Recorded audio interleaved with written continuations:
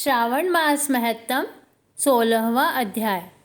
जय श्री कृष्ण भाइयों और बहनों, आज के इस वीडियो में श्रावण मास महत्तम के 16वें अध्याय की कथा में शीतला सप्तमी व्रत की कथा आई है, जिसे कि भगवान सदाशिव सनत कुमार को सुना रहे हैं और कहते हैं कि अब मैं शीतला सप्तमी व्रत की कथा सुनाऊंगा।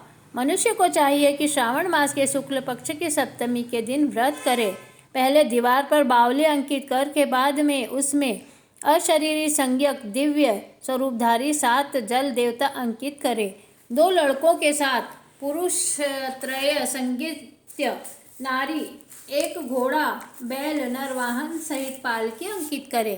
षोडशोपचार द्वारा जल देवी की अर्चना करके ककड़ी, दही और भात का नैवेद्य लगावे और नैवेद्य पदार्थों को वामन ब्राह्मणों को देना चाहिए। इस प्रकार 7 वर्ष तक व्रत करके प्रतिवर्ष 7 सौभाग्यवासियों को भोजन करवाकर उद्यापन करवाना चाहिए।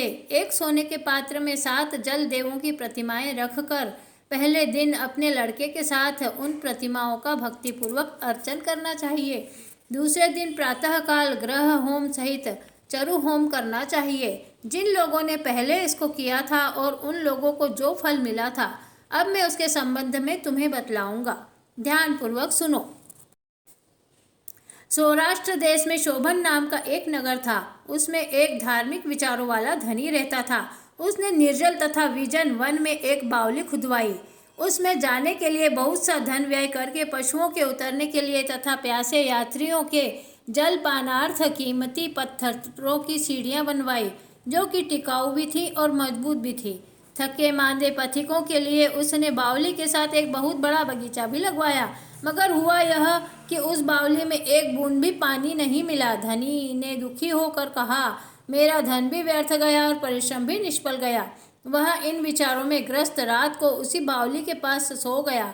रात को स्वप्न में जल देवों ने आकर कहा, हे धनद, हमसे तुम जल निकलने का उपाय सुनो। यदि तुम हमारे निमित्त अपने पौत्र की सादर बलि दो तो यह बावली उसी समय जल से भर जाएगी। धनिक यह स्वप्न देखकर अपने घर आया और उसने अपने धर्म में तत्पर पुत्र द्रविड़ से अपने स्वप्न का सारा हाल कहा। उसके पुत्र ने स्वप्न की सारी बात सुनकर धनद से कहा, पिताजी, मेरे तथा मेरे पुत्र के भी आप जन्मदाता हैं। इसके अलावा यह धर्म काम है, इसमें भला सोचने की क्या बात है। वास्तव में धर्म तो स्थायी है और पुत्र आदि सब नाशवान है। आप मूल्य से किसी बड़ी वस्तु की प्राप्ति एक कठिन कार्य है। मेरे शीतांशु तथा चंडांशु 2 लड़के हैं। आप बिना किसी सोच विचार के मेरे बड़े लड़के शीतांशु की बलि दे दीजिए। लेकिन पिताजी, यह मामला आप स्त्रियों को गुप्त रखिएगा। गुप्त इसलिए कि मेरी पत्नी इस समय गर्भवती है और प्रसव का समय निकट है। वह अपने मायके जाने वाली है। उसके साथ मेरा छोटा लड़का भी जाएगा और उसके जाने के बाद यह काम निर्विघ्न संपन्न हो जाएगा। धनद ने पुत्र की बात सुनकर कहा, हे पुत्र, तुम धन्य हो और चूंकि तुम मेरे लड़के हो इसलिए मैं भी धन्य हूँ। मैं अपने को पुत्र वाला मानता हूँ। इसी बीच उसकी पत्नी सुशीला को उसके मायके से बुलावा आ गया और वह अपने मायके जाने के लिए तैयारियां करने लगी। तभी द्रविड़ ने अपनी पत्नी से कहा, यह बड़ा बालक यहाँ मेरे पास रहेगा तथा छोटा तुम्हारे साथ जाएगा। सुशीला ने अपने पति के आदेशानुसार अपने बड़े लड़के को तो अपने पति के पास छोड़ दिया और छोटे लड़के को साथ लेकर अपने मायके को रवाना हो गई।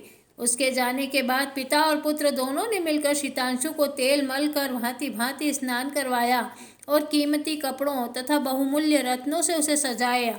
जब वरुण नक्षत्र पूर्वाषाढ़ा का दिन आया तो दोनों ने उसे बावली के किनारे पर ले जाकर खड़ा कर दिया और कहा, इस लड़के की बलि से जल देवता प्रसन्न हो। बलि देने की देर थी कि बावली अमृत तुल्य जल से भर गई। दोनों पिता पुत्र बावली के सुधा तुल्य जल से प्रसन्न हुए, लेकिन पुत्र के नाश से दुखी होकर अपने घर को वापस लौट आए। उधर मायके में सुशीला के यहाँ तीसरा लड़का पैदा हुआ। जब लड़का 3 मास का हो गया तो वह अपनी ससुराल वापस लौटी। मार्ग में जब वह उसी बावली के पास गई तो उसे जल से परिपूर्ण देख चकित रह गई।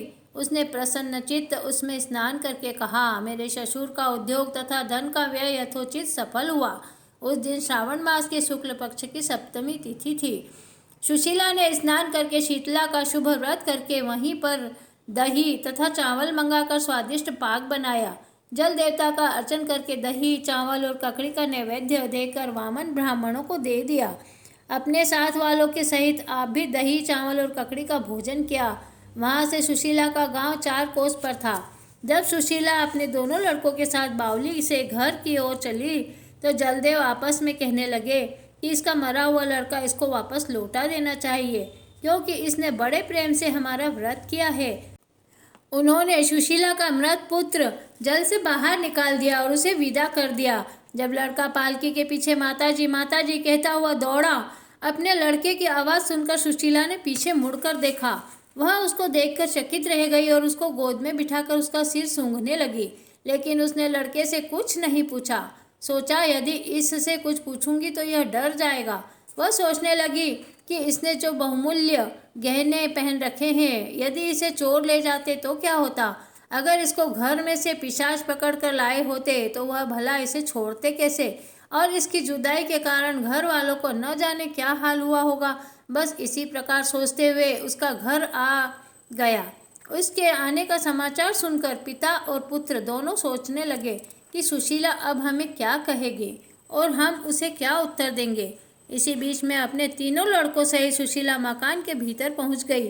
ससुर तथा पति ने बड़े पुत्र शीतांशु को देखकर आश्चर्यचकित तथा प्रसन्न होकर उससे पूछा, हे सुभद्रे, तूने किस पुण्य या व्रत को किया था। हे भामिनी, निश्चय ही तुम पुण्य व्रता हो। इस शीतांशु को मरे आज 2 मास बीत चुके हैं। तुमने इसे दोबारा कैसे प्राप्त किया है तथा बावली भी जल से पूर्ण हो गई है। जाते समय तुम यहाँ से एक पुत्र को ले गई थी और आती बार तीनों पुत्रों को साथ लेकर आई हो। हे शुभ्रे, वंश का तुमने उद्धार कर दिया है।